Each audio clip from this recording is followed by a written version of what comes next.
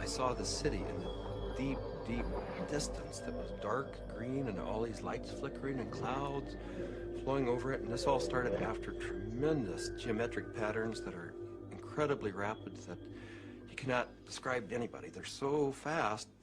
After those had slowed down, I saw this city in the deep distance. So I was sort of watching that, and then this ball of light goes right past me, right in front of me, like, what was that? It didn't scare me, except it was so close. After that, I started looking around. It's like you're in this place, and you're going, why am I in this place? And then I noticed that there was this woman off to my right with a real long nose. She had green skin. She was turning this dial, and I realized she was turning the volume of lights up and down on the city in the distance. And as soon as I looked at her, she noticed I was watching her. And she said, so what else do you want? I said, what else do you have?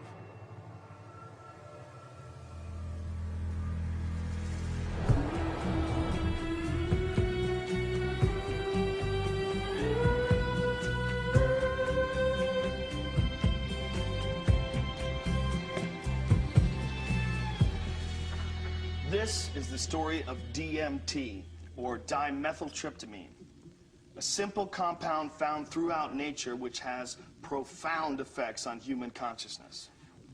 One of the things, besides what it does, one of the things about DMT that always fascinated me was the fact that it's such a simple molecule.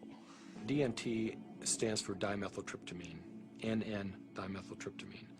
If you actually look at the ring structure of DMT itself, you only have really 4 positions that you can attach things to. So you can make diethyl or dipropyl. There are some other types of carbon chains you can attach to that end that do give you compounds that have activity, but very different from DMT. It biosynthetically, it's 2 steps from tryptophan. Right, 2 trivial enzymatic steps from tryptophan. Well, tryptophan is an amino acid, of course, and it's everywhere. So all organisms have tryptophan, and all organisms have the 2 key enzymes that lead to the synthesis of DMT. And these enzymes are very ancient enzymes. They're all over the place. They're, again, part of basic metabolism. So theoretically, anything could synthesize DMT. DMT is astonishingly widely available in plants and animals all around the world, but so far nobody really knows why it's there or what its function is. That's the $64 billion question, is why is DMT in our bodies? Why is it in plants, in all sorts of mammals? What is the role it plays in humans?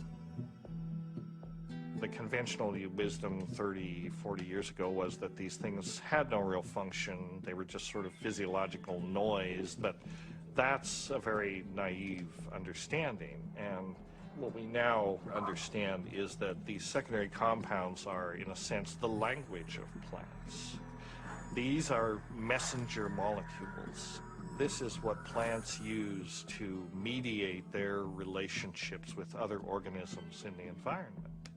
Why is it that human beings' central nervous system are wired to receive this experience? Must be that, there's important information to be learned. So I don't think it's universally present in nature by accident. It has a real function. We have co-evolved with these plants. There's a purpose and a meaning to it.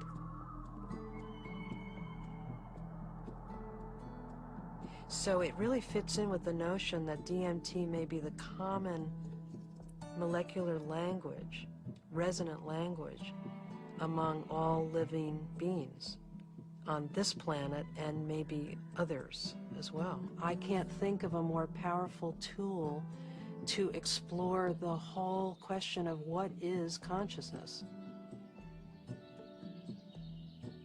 these substances are tools that can be used to expand awareness in all areas of life and apply that expanded awareness for the betterment of people's lives and their communities, their families, and our society.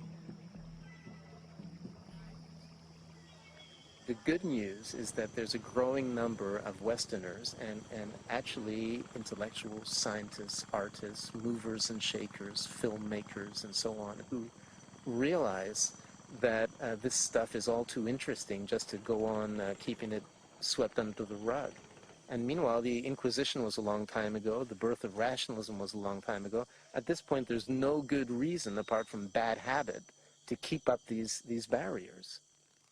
With the help of two concepts that are traditionally opposed, science and spirituality, we humbly reintroduce psychedelics back into the cultural dialogue. DMT, the spirit molecule, you know, it's a conundrum, it's a paradox. What the spirit is the inner world, the molecule is the external world. So the psychedelics or entheogens take us from the science to the spirit. I was drawn to the pineal gland, which is a very small organ in the center of the brain, which has always been an object of interest and even veneration for a lot of esoteric physiological disciplines. I thought, you know, it wasn't totally crazy to presume a pineal site of origin of DMT. Which, you know, fit in nicely with my theory that the pineal was somehow involved in naturally occurring mystical states.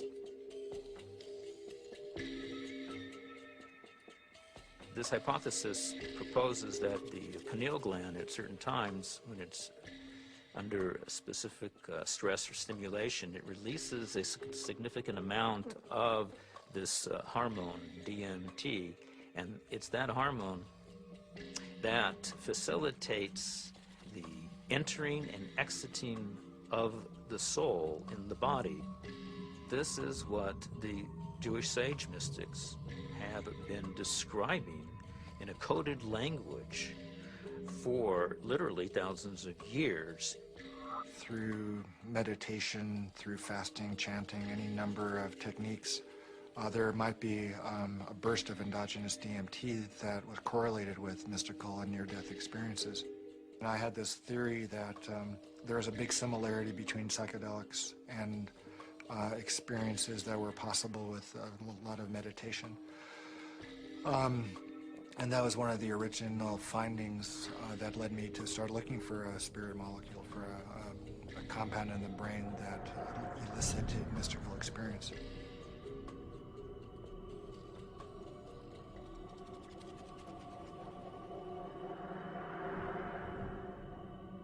I think there may be a role for DMT in explaining any number of hallucinatory phenomena that man has experienced throughout his history.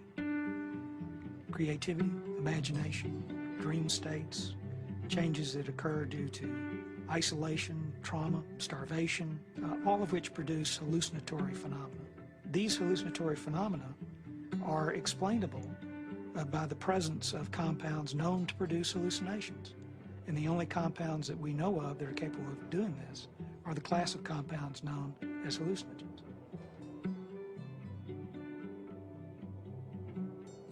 When thinking about spiritual states, I think endogenous hallucinogenic compounds and molecules that the brain can potentially release are probably very relevant to this topic, because on one hand, they may really help us to elucidate what is the neurochemical mechanism of these experiences. I mean, if we can say that there's a release of endogenous topic, because on one hand, they may really help us to elucidate what is the neurochemical mechanism of these experiences. I mean, if we can say that there's a release of endogenous opiates, or we can say that there's a release of dopamine or something like that, and we can measure that release, and we can see where in the brain those different molecules go, what receptors they activate or deactivate, and hence we can really learn a lot more about what these experiences are, because it really can allow us to match up these experiences that people have with hallucinogens as well as understanding where they are related in the context of the brain's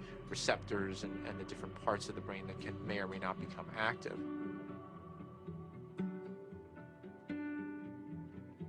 One of the other interesting things about the pharmacology of DMT is that it's actively transported into the brain. And so you have to wonder about the role of DMT in just everyday normal perceptual, activity. Too much DMT and things become very psychedelic, or, not enough, DMT in the brain can make things dull and flat and gray. There's something that, for me, makes sense about DMT. You called it the spirit molecule. It might almost be called, the reality molecule. Philosophically, it makes sense that something that would be so fundamental to the way we perceive reality would be imbued out there in reality.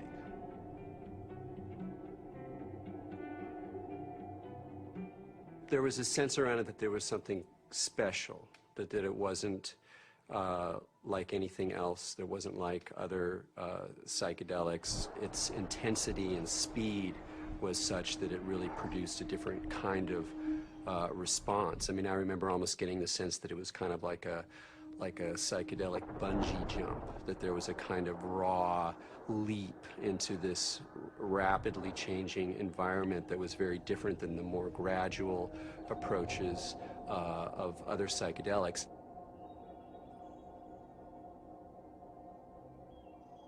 Smoke DMT is sort of like the drive-by shooting of psychedelics. You're in one place, bang, you're in another place, and then bang, you're back down. So it doesn't leave a whole lot of room for that narrative of who am I, what am I doing here, why am I in this space, what am I learning? It's almost like there was too much information to process in that few-minute span to integrate once you drop back down. Dimethyltryptamine, when it's administered, has a very rapid onset and a very short duration of action. This is because it's very rapidly broken down by the body so that it can be cleared. DMT is rapidly degraded by an enzyme in the liver called monoamine oxidase, or MAO. That's the reason it's not active when you take it by mouth.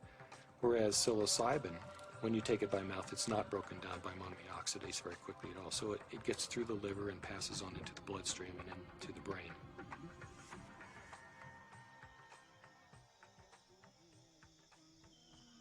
Yeah, I'm very interested in ayahuasca. When I began my studies in the early 1990s, ayahuasca was just starting to make inroads into the West, but it's obviously become a lot more popular in the last 10, 15 years. And the visionary ingredient in ayahuasca is DMT. Through some amazing feat of pre-literate chemistry, the Amazonian natives stumbled upon or combined whatever. I don't know how they did it, but they found that one plant contains DMT and one plant contains an enzyme inhibitor. Combine them, you can drink DMT and it's orally active. So it starts working in a half hour, lasts for 3 or 4 hours. And you can, maneuver a lot more comfortably within that state than you can when you're just smoking it or injecting it.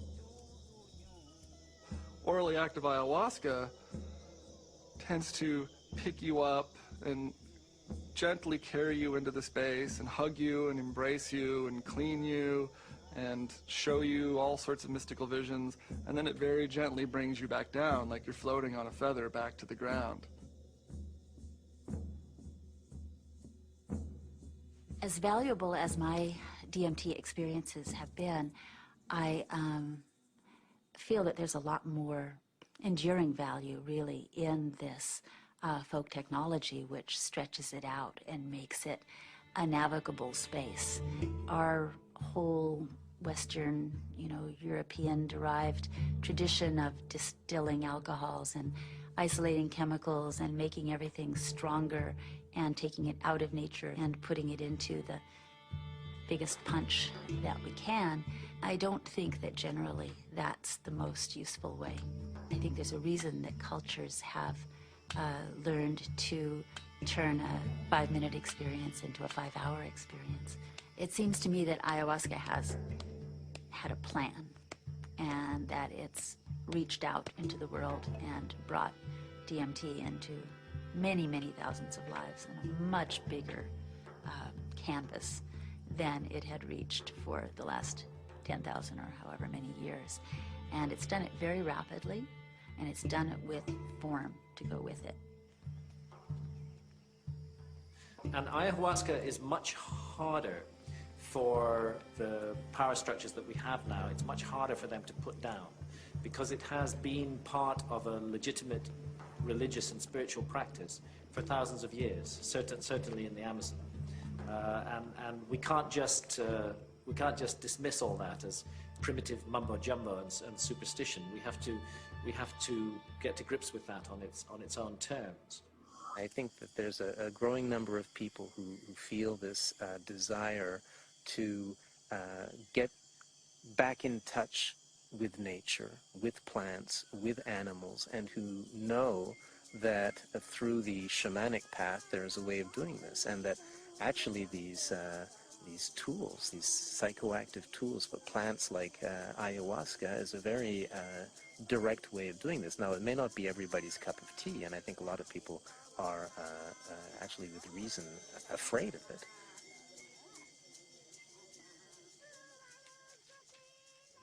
I think like a lot of people in my generation, I first heard about DMT through Terence McKenna. It was a very funny way to become aware of such a powerful and interesting and anthropologically rich topic as a compound like DMT, because it really became more, it was almost more of a concept than something that people were necessarily taking. The DMT flash makes it clear that disembodied consciousness is a possibility. I think that the whole tension of history and the tension of life seems to be about the shedding of the body. Terence was he was a good promoter. Basically, he said it's the ultimate metaphysical reality pill.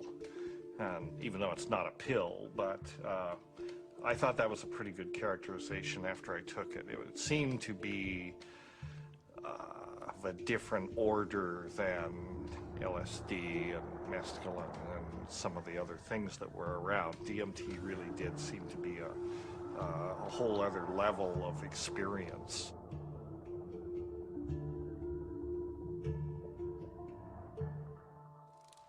I ask that you suspend any opinions, either negative or positive, about these compounds. Whatever you believe their value to be, they continue to have profound effects wherever we find their use, whether it's contemporary Western culture or in the Amazon rainforest. It was in the 50s that the ayahuasca churches started going public.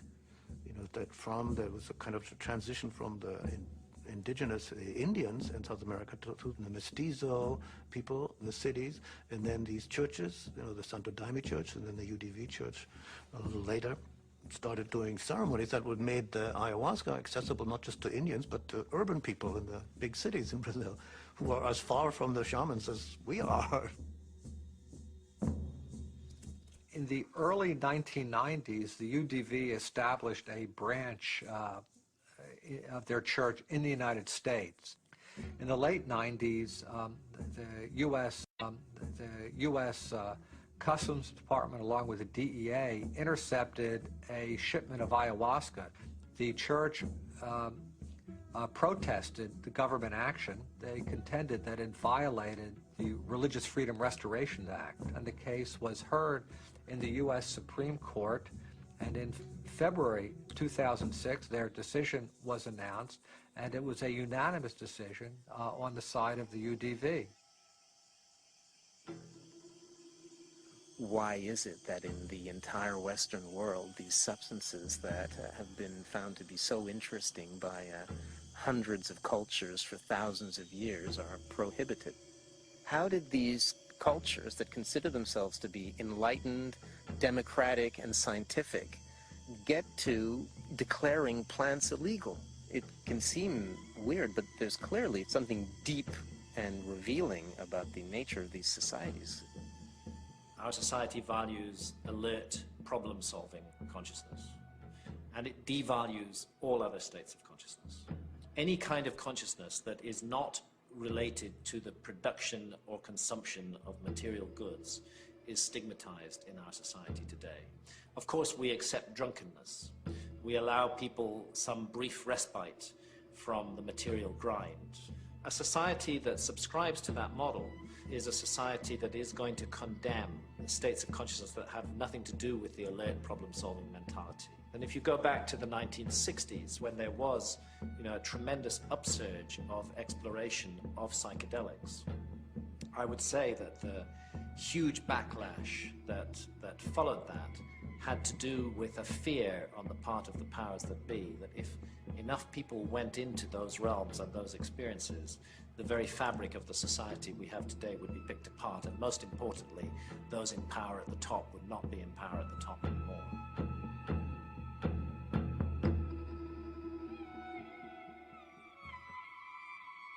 There was an optimism that was ungrounded, that Vietnam was happening, that all this real stuff was going on, and that the psychedelic movement wasn't really addressing that in a real way, and that Timothy and that bunch sold us a false bill of goods that didn't really work. We are now, whether we like it or not, in the psychochemical age. In the future, it's not going to be what book you read. It's going to be what chemicals do you use to open or close your consciousness. Chemicals can help us learn faster. Chemicals can help us expand or contract our consciousness. The atmosphere in the 1960s was, we are doing research here. We are dedicating our lives to trying just about everything on the planet. So we would try it, then we would talk about it, then we would evaluate it. We regarded ourselves more or less as spiritual pioneers. I mean, the way I look at the 60s, you can see it as a kind of failed attempt at a mass cultural voyage of initiation. So people would try to go out into these other realities, but they didn't have a basis for it. There weren't wisdom traditions and elders. There weren't like connections of shamanic lineages. So people would go out and they would kind of like smash apart. Timothy Leary really so discredited a scientific approach to studying this, because he started off doing interesting research and then got into advocating use in a way that was incredibly threatening. Culturally, we reacted, and politically, it became impossible to do this sort of research. Funding agencies didn't make resources available. Regulatory agencies increased the practical hurdles for initiating this kind of research. And I think people who had interest in research of this type largely were discredited because of their interest in the research. Social, political, scientific issues that came together pushed these drugs out of the scientific marketplace.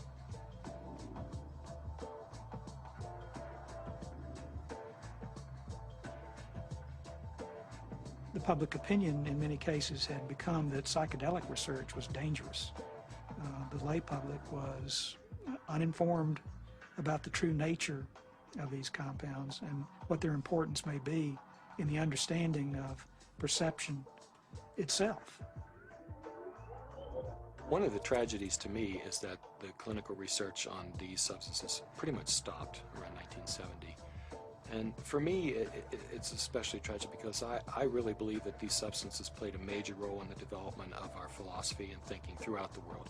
What a lot of people don't realize is that psychiatry, up until the 50s, the field in general had no concept that neurochemistry played any role in emotion or behavior, which today seems really bizarre. And the discovery of LSD and its potent effects on the human psyche occurred almost contemporaneously with the discovery of serotonin as a molecule in the brain. And it was really when people looked at the structure of serotonin and compared it with LSD that they really began to think, maybe neurochemistry plays a role in brain chemistry and behavioral states. If LSD had not been discovered, I doubt we would have had any of the drugs we have, at least not as quickly as we do for treating depression and so forth. Once these drugs became abused and scandalized, psychiatry had to really work hard, to distance themselves from any valid scientifically meritorious relationship with psychedelics. Being a psychiatrist and saying you want to learn or study about psychedelics, it's not that well received. And I made one mention one time and was discouraged from really bringing it up again for actually a number of years. For cultural reasons, the whole class of compounds got pulled off the clinical bench, and no research has gone on for 40 years.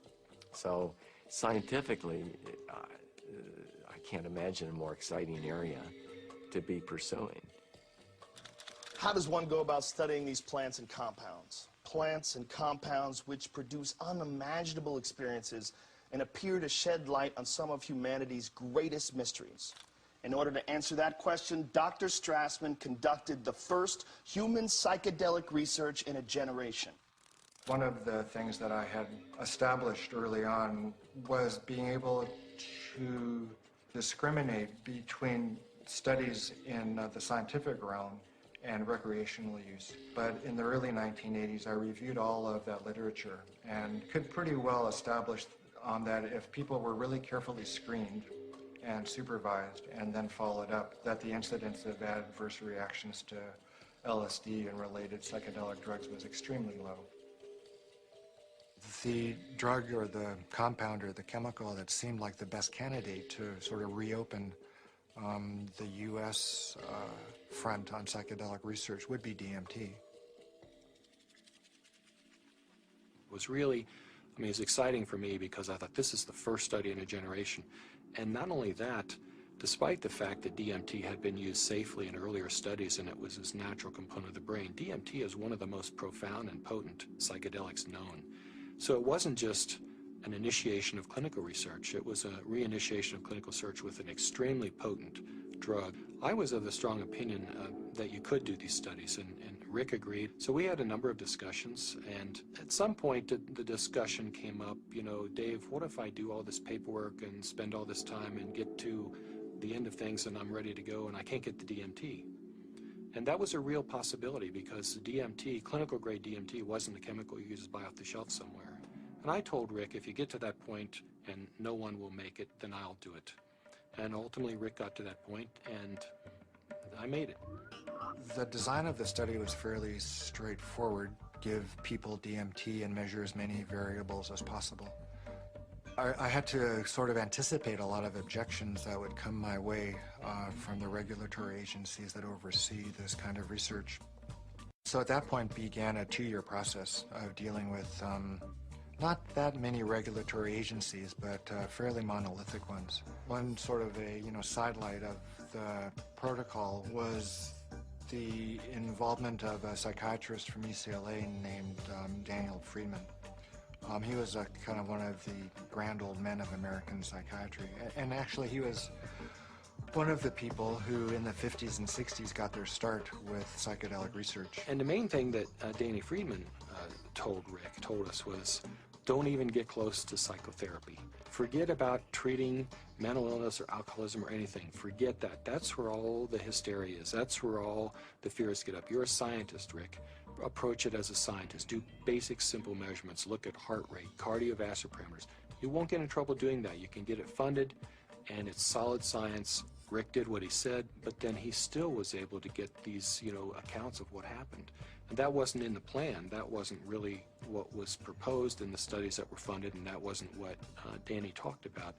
But those were the spin-off that really made it interesting. Rick Strassman was advertising in some magazine somewhere about wanting volunteers for a particular study in a psychotropic, and I didn't really know I didn't know DMT from STP at that time. And I remember reading that and I'm thinking, oh my God, this is bad. I better get involved in this and make sure that somebody doesn't get hurt, and that at least there'll be some sensitivity towards what this stuff is really about. I met Rick's research nurse at a party, and she heard me talking about that I had used peyote ceremonially, and she took me aside and said, there's something that you might be interested in. We're looking for subjects, volunteer subjects, for some unusual research. I was a little concerned that the study participants might be a little obnoxious. Maybe that's not the right word, but you know, people that were just seeking to do a lot of drugs, and they were very professional people. There were varying degrees as to how much hallucinogen use they had been through. It seemed like there were some people that it felt like they had made it their life mission to experience every kind of substance out there, and then other people who I think were just interested for their own personal growth and or curiosity. Once we actually got into the preparation for the actual trips, Rick asked me about roller coasters. Do you like roller coasters? You know, the sensation of going up really high and then slamming back down towards Earth. And I said, no, I hate them. They're horrible. And he said, not good. I just wanted to go with the experience, learn as much as I could, absorb as much as I could, and be humble to it. The idea of legally sanctioned psychedelics was just very compelling. Plus, you're in a hospital, so should you get that uncomfortable experience that you're dying, you're with doctors in a very safe environment from that point of view. I mean, this was really very cutting edge, very out there, it was high risk, and people knew what they were getting into, and they wanted to have the extra reassurance, and I was glad, actually, to have a crash cart in the room and a team, you know, in the hospital to respond to any emergencies. You're in this hospital room, and there's all the sounds and the smells and just the prior experiences of being in the hospital. You know, all these negative things come back. So there was the whole environment to be overcome, because little did I know that it didn't matter where I was. I wasn't going to be in my body. I was going to be out in the universe, and it didn't matter where you launched from. It could be a hospital room, it could be the jungle in the Amazon. It didn't matter where you were, because you weren't going to stay there. Set and setting is so important. It's even more important than the substance. More important than the substance. Set and setting is everything. Now, what is the set and setting when you are blindfolded? The set and setting is not what you're seeing. You're not seeing anything. The set and setting is your internal self. The things that you have learned, the capacities that you have achieved, the conditions of your own psyche and psychology, these are your set and setting. It's the medicine combined with or interacting with the set and setting that creates an effect of safety, of trust, of comfort, and of resourcefulness that makes it possible for you to take some big leaps and receive some big gifts. And if that's not there, you just get terrified. So I didn't really have physical fears so much that they would die or have a stroke. I did have some fears about people's mental health, you know, especially with some of the higher doses. We gave one gentleman who had a lot of experience with the drug one dose, and he didn't think it took him far enough. So then we gave him a higher dose, and he was gone. He was really gone. It reminded me of something from The Exorcist. I mean, he just boom, sat bolt up in the bed, and his eyes opened up, and they were completely dilated and black. And I almost thought he was going to turn his head completely around. And I remember looking at Rick, and Rick looked at me, and I thought, oh my God, he's gone. I hope he comes back. And he did. The countdown was like, you know, counting down for preparing for your death, like waiting to surrender. And you'd feel the coldness. And the coldness just going through your veins, and it's really indescribable. It's hard to, you know, it's like ice going through your veins. And the next thing that would happen, besides my racing heart, is this burning sensation would happen on the back of my neck. I mean, this was reliable. This is like clockwork. This happened every time that you shot me up with DMT. And then there'd be a hum. and the hum would get louder and louder, and to the point where it broke apart everything that I was or knew. It was just this, it just got louder and louder until you just had to surrender to the sound. And then you were there. I would get a warm, full feeling, a golden feeling in my chest before it went to my head. I'd feel this warm rod, about 1.5 inches in diameter, start growing up inside my central channel. It would come up and sort of slow, warm up my chest, go up through my head, and slow down and put tremendous pressure in my sinuses behind my eyes, and slow down. Start to grow and distend the skin behind my forehead about 1 inch, behind my hairline. And when it had, I was afraid it was going to pop my skin a few times because it was a very physical feeling. About 1.5 inches, 2 inches above my skull, when it popped through there, then the psychedelic trip would start. I thought I died. I saw the white clouds, the Renaissance white fluffy clouds with the gods and the angels and all that stuff is what I saw. I thought I was dying and going out, but I did take a quick look at Cindy and a quick look at Rick because I had my eyes open, and they were both there watching, looking very calm. I go, oh, that's really good news. My body looks fine.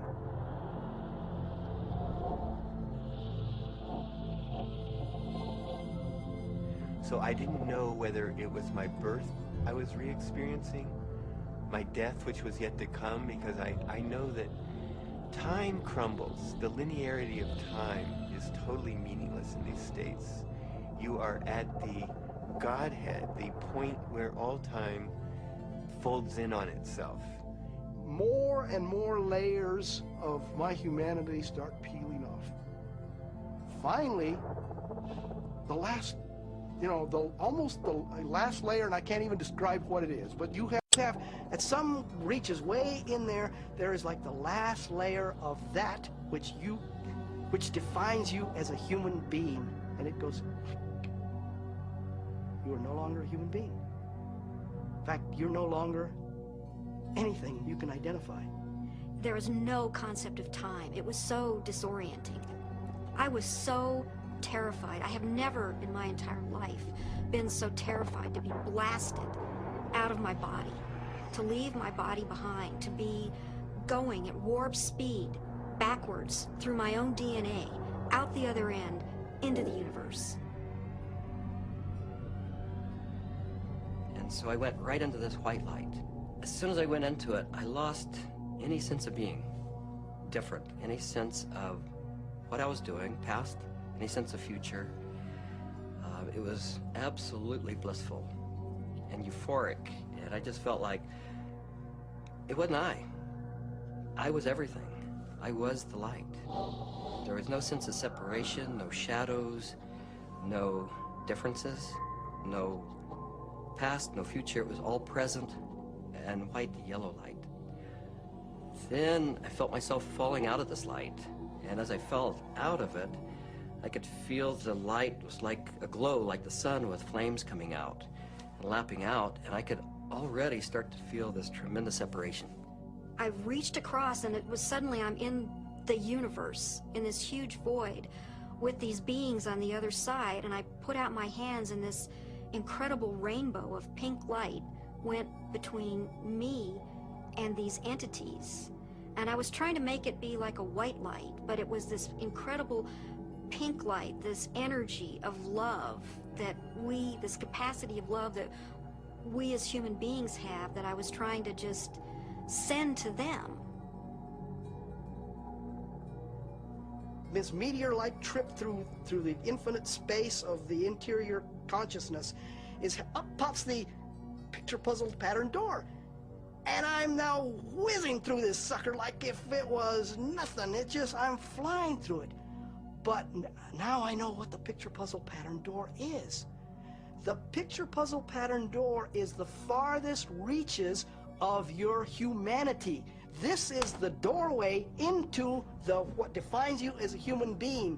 When you go past that, You stop being human to a degree, and the further you get past this point, the further away you go from being a human being. But right here, this picture puzzle pattern door is everything. It's everything. It's what defines you as a human being. This picture puzzle pattern door is you.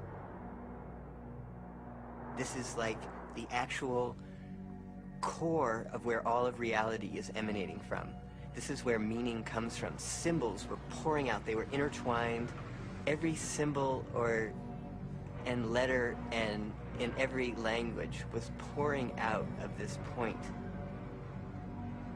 And I looked around at my environment and I was trying to absorb everything, to understand, but there were all of these machines or structures or things that I had never seen before, that I had no idea what they were. I was like a caveman in a computer lab. I didn't have any idea, but I knew in my intellectual awareness that this was a very advanced civilization or life forms or whatever they were. They were so far advanced from what we know here on Earth. There's one state of, I call it the hobby horses, and they're interlocking, reticulating, vibrating hobby horses, and I use that's what they seem like to me. They interlock, and they form a visual pattern that seems infinite in scape. And then you're on the inside, outside, inside, every side, and so it's less possible to use words sort of start to escape you. The texture of the space was very much like an animated Mexican tile. It seemed to be hyper vivid in color, in a Technicolor sense, but also very clay-like in earth, like with an earthen, pointing towards earth, but not really being of earth. And there was no I, there was just a sense of a witness being suspended in this incredible vaulted space, like a cathedral made out of stained glass of all imaginable colors, unbelievable brilliance and saturation of color, just this amazing pattern in this dome, this gigantic dome. It felt like the size of of a small planet, and there were these winged beings. I don't remember exactly what they looked, but were like angels. Something like angels that were majestically kind of flying through the space. But there was something about the quality of how they were flying that was unique. I'd never seen anything like it. It was like, I don't know, the sense of another realm that was there. My sense was at some point there was this implicit sense, this is the divine realm. This is the divine realm. And it was not like a thought, but it was like this implicit kind of grokking recognition. It was all very, very impersonal until I got to the space where I realized that I was in the area where souls await rebirth. And I was there, and I had been there so many times before.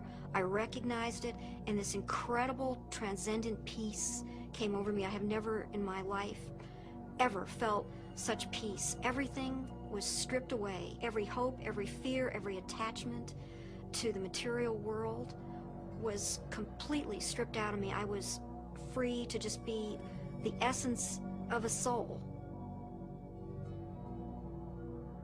After the medicine wore off, there is that familiar sensation of kind of coming back into the body.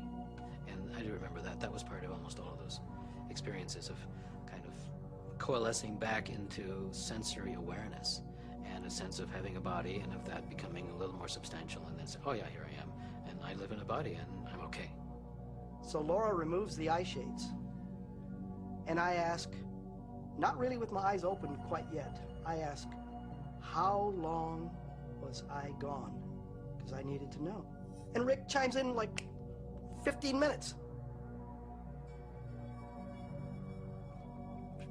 For a moment, I'm shocked. I'm like,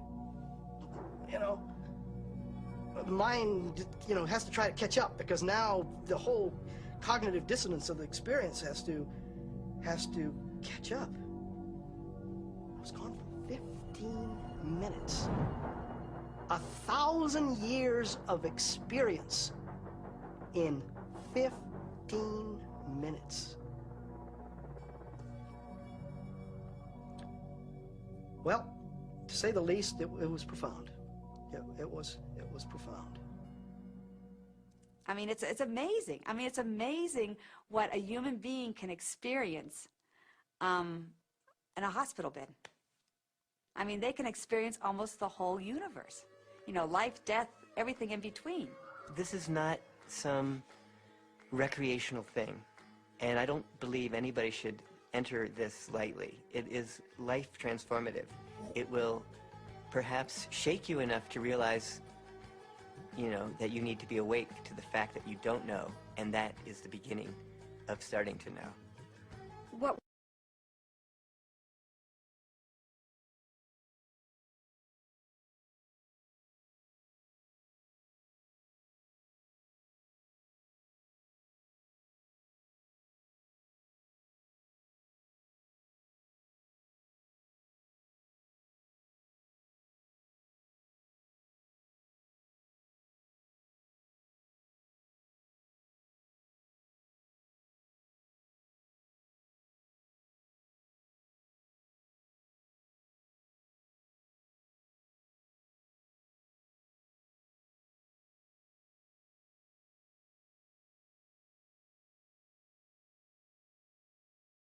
what we see here is such a tiny part of what is real.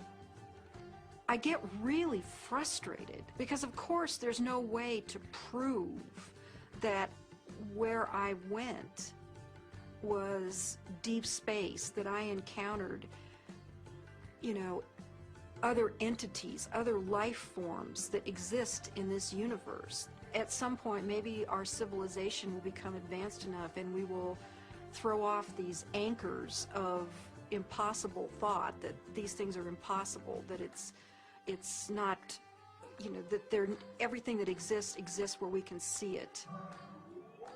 I wrapped up the studies in '95 and really just had to take a break for a couple of years. I was aware of a growing sense of discomfort with what I was doing because I just couldn't explain it.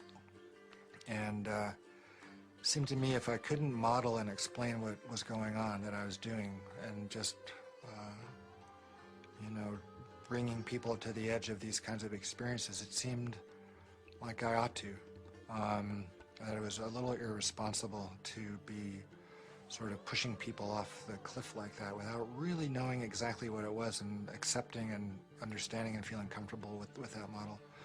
And, you know, I think what began dawning on me after a while once I stopped the study was that I was really dealing with a spiritual phenomenon.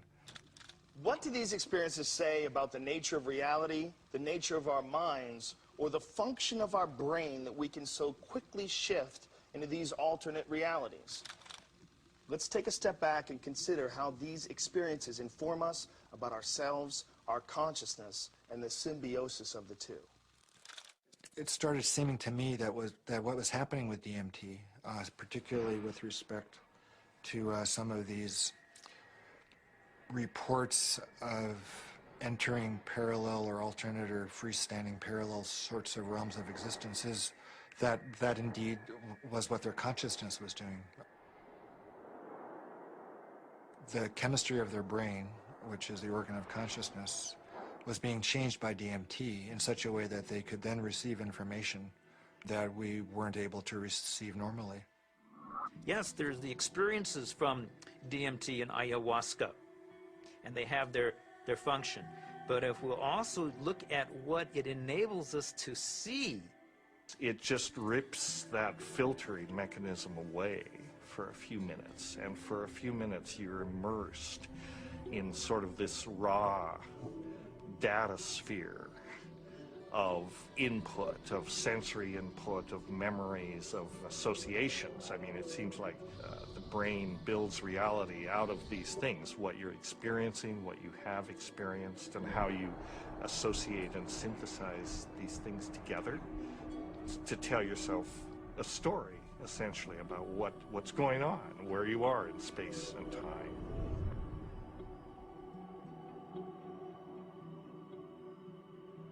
It's the brain that helps us to process all this information and to create for us a rendition of what our world is all about. But we're trapped within that brain. However, in spiritual experiences where people feel that they get beyond the self, in certain types of psychedelic experiences where you have incredible sensory and other types of phenomena, people really feel like they are able to kind of get outside of their brain. We have to take a very big look at what is going on within them when they have the experience and try to understand how it happens physiologically and try to make sense of it from the subjective perspective as well as from the objective perspective. I don't think you can just say, let's just explain it away on the basis of science. What I was doing early on when I was hearing these reports were interpreting them, calling them psychological or brain chemistry aberrations or whatever, that there was a part of the brain that was being dinged that was responsible for the alien appearance phenomenon. This is not a new phenomenon. Entities in altered states, have been recognized for an extremely long time in many cultures over the millennia. Helpers, spirit assistants, angels, all of these different entities have been fairly common throughout man's experience of altered states and through much of man's mythology.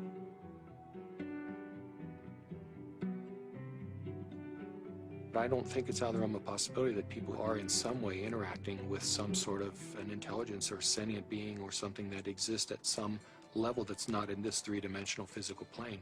I'm looking at it from a sense of, okay, is the drug healing you? Is it helping you? Or is it giving you the tools? What are you bringing back? What you bring back, I think, has to be something more than there are these entities out there. The best psychedelic explorers are people who realize that even the truths they see on a trip are not truths, but new models, new what-ifs, alternative frames. Unless there is a map and a clear methodology, then one will just have a variety of different experiences. All these various experiences that have been reported from NDEs, near-death experiences, alien abductions, alien encounters, sexual ecstasy, I believe all of these experiences, in fact, are fractals. If we understand the concept of fractal geometry, no matter how small it is, it contains everything that is in the larger picture. And thus, that validates profoundly all these various experiences.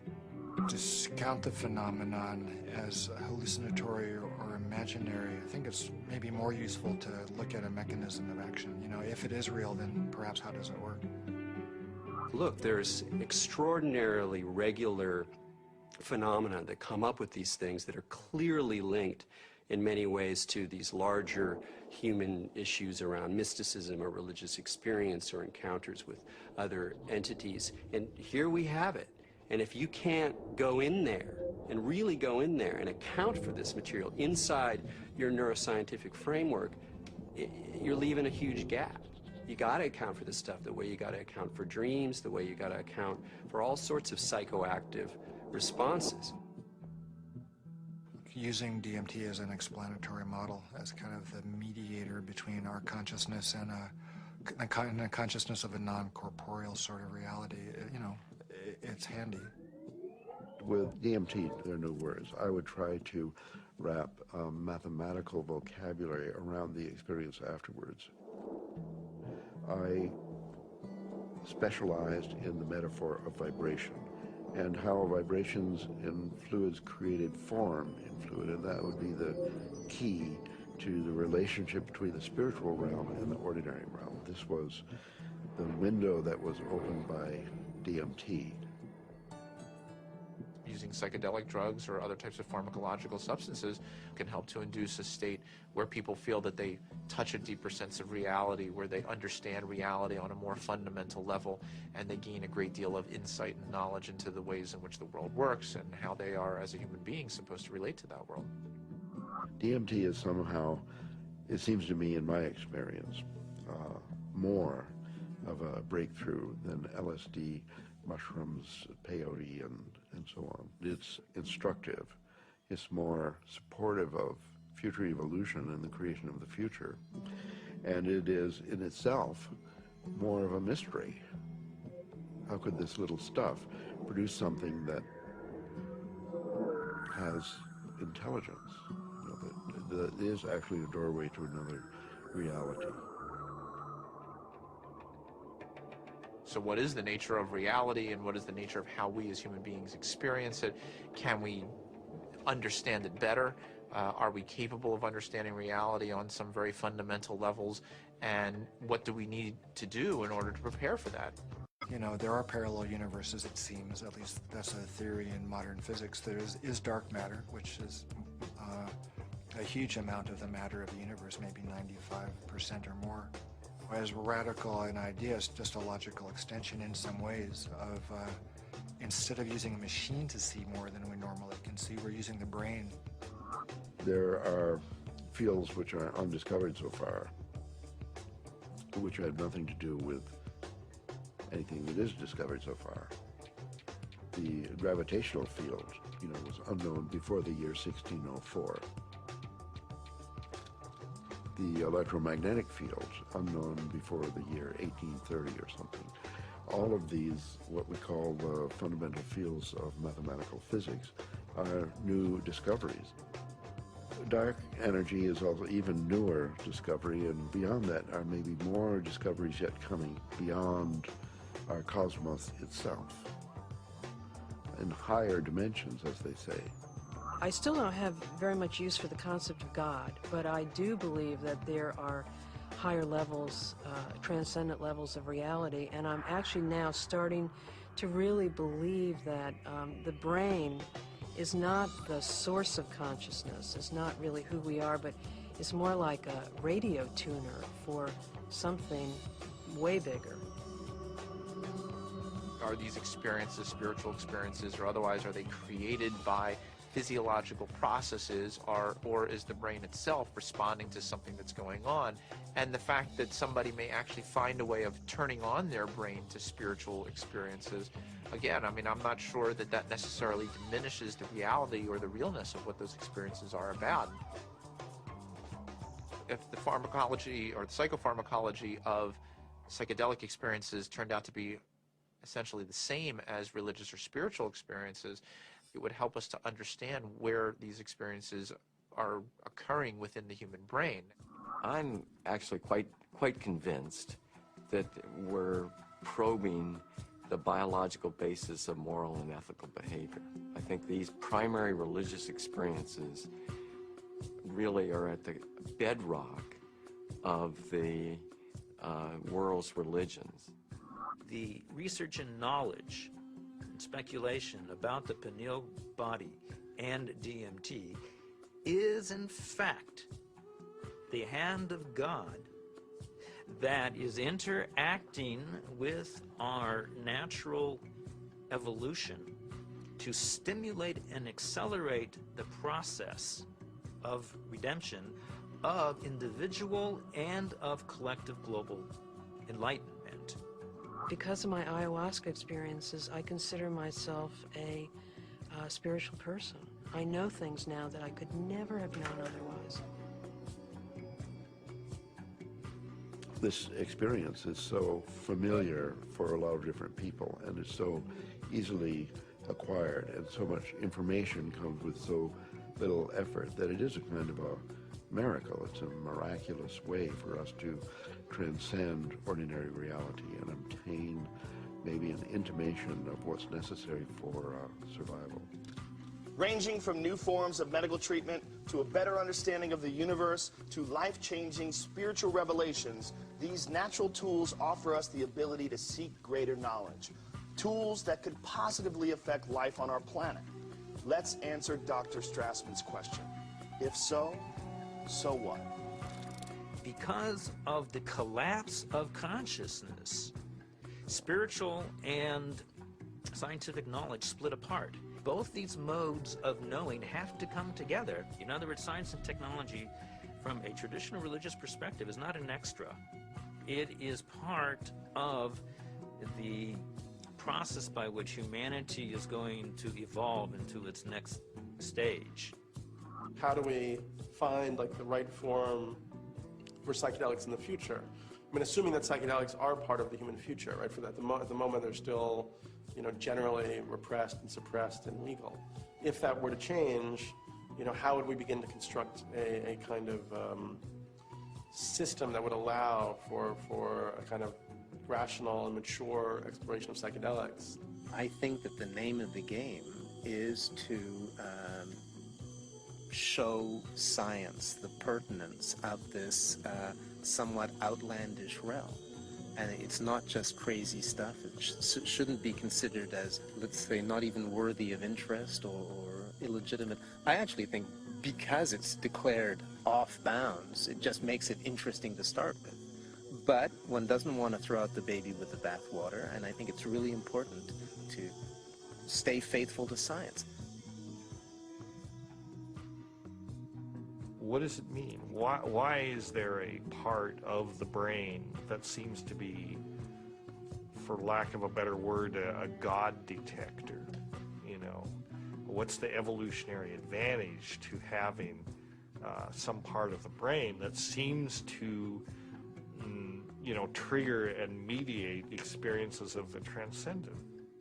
The Kabbalah is revealing to us that the pineal body is actually the very edge of the higher dimension that is penetrating into our lower dimension, and it is located precisely in the middle of the brain.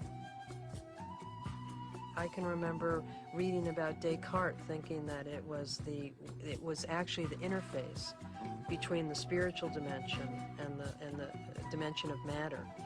And I remember studying that as a foolish idea from our history. And now it seems actually like a very interesting idea.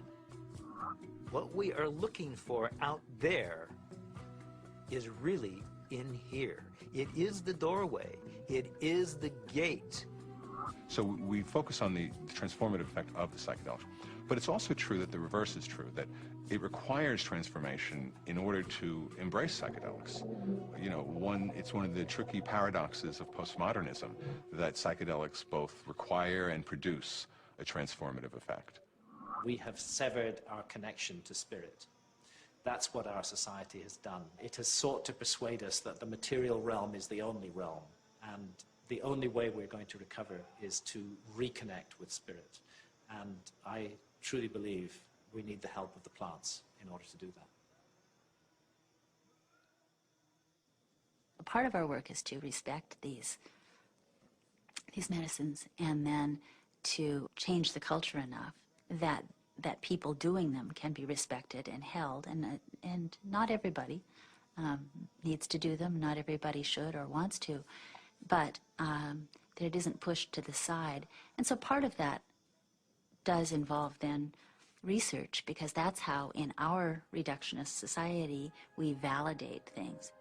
With the passing of the years and the opportunity for sober reflection, I think there's a growing appreciation that there may be something to gain from studying these compounds, that there's a lot we can learn, and there may very well be treatment models, particularly for patient populations for whom conventional treatments are ineffective, for whom the psychedelic model, when utilized optimally, may provide great benefit. I think the most important thing that we could do right now that would be fairly straightforward to do is to ask and answer the question of whether ayahuasca could help people who have drug and alcohol abuse. And given that we know that DMT and similar alkaloids have a very strong effect on the same receptor sites that are involved in depression, and the notion that most people, in my experience, who use drugs and alcohol are self-medicating a deep depression or an anxiety. I've had permission now over the last few years to utilize psilocybin, which is the active alkaloid in hallucinogenic mushrooms, in the treatment of patients with advanced stage cancer who have anxiety. We're treating the anxiety not the cancer. Now, psilocybin is 4-phosphoryloxy-N,N-dimethyltryptamine. So obviously, from a chemical structure point of view, very similar to DMT. Ultimately, what I want to do is see these things used in the way that they were used traditionally, to heal people, help people.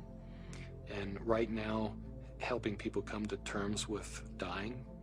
It changes your whole relationship to your death, your impending death. Believe it or not, you're gonna die. And now, with this tool of having crossed over already, some of the fear around that will disappear. Now I'm beginning to wonder whether consciousness may actually survive biological death, that maybe the model that we've been working under in psychiatry and the behavioral pharmacology model is just wrong. It's backwards, actually. That consciousness is primary in the universe and matter is a result of. Utilizing substances like DMT or 5-methoxy-DMT may really help us prepare by practicing a transient dying experience. Thus far, we're observing very positive effects in regards to the nature of experience during the session and then subsequent effects on mood regulation and anxiety control, pain perception, and overall quality of life for cancer patients. By and large, our subjects do quite well in the time they have remaining. For those people who do come to terms with it, part of it is a recognition that these psychedelics open up a space that they weren't aware existed and sort of give them a vision of what could be past death, as well as a better perspective on the accomplishments they've made in life, a better feeling about what they've done in their own lives. But I think all people who have psychedelic trips and meditations and so on are poking more or less into the same higher realm and receiving some information from there. If we can develop this could be absorbed into ordinary science that we could approach with the scientific method and so on, then our intelligence, our capability of survival on planet Earth would be increased.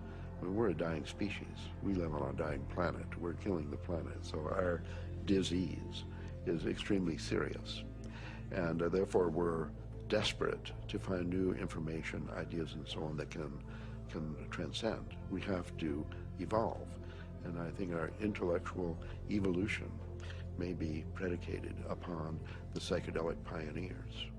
It's so easy to change the world.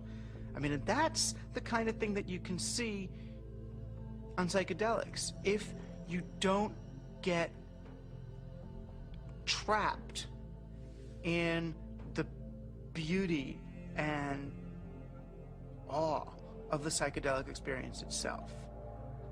It's like looking through the chandelier of reality from a different vantage point. You can now project through those crystals in another way, and it's beautiful. But okay, now come back. Now come back. I think if I ever were to resume giving people psychedelics, particularly DMT, it wouldn't be just to kind of tinker with brain chemistry and just see what's happening. I think one of the things I also learned in the research is that you just don't want to give drugs and see what happens. That's a little, I don't know if callous is the word, but that's the first word that comes to mind. I think if you're really going to open people up like that, you need to do it for a purpose, not just for scientific curiosity. And I'd like to be helpful rather than just sort of smart or clever. To my mind, is this kind of two-edged sword of simultaneously opening up to the numinous world, to the world of messages, the world of spirits, the world of entities, and at the same time rigorously taking that material into the acid bath of neurology, into sociology, into the ongoing construction of reality. And that the wisdom that these things bring is this kind of very tricky mixture of authentic religious experience with gods and messages and clear signs, and a sort of remarkable mirror of the mind. The curiosity, perhaps the uniqueness of the human creature, is that we live in both realms. We have the ability for spiritual experience, and we have the ability for physical experience. The agenda of the spirit world, if there is an agenda, is to allow us to experience our full potential and to deliver our full potential. And maybe the choices that we are making right now as a civilization and a society rebound far beyond ourselves.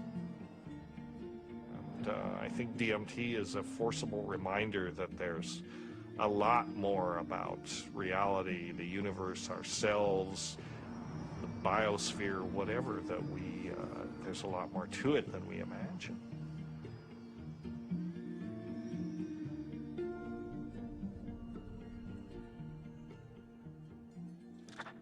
It seems our reality is not the only reality. Occasionally the cracks reveal themselves and may even want to be discovered.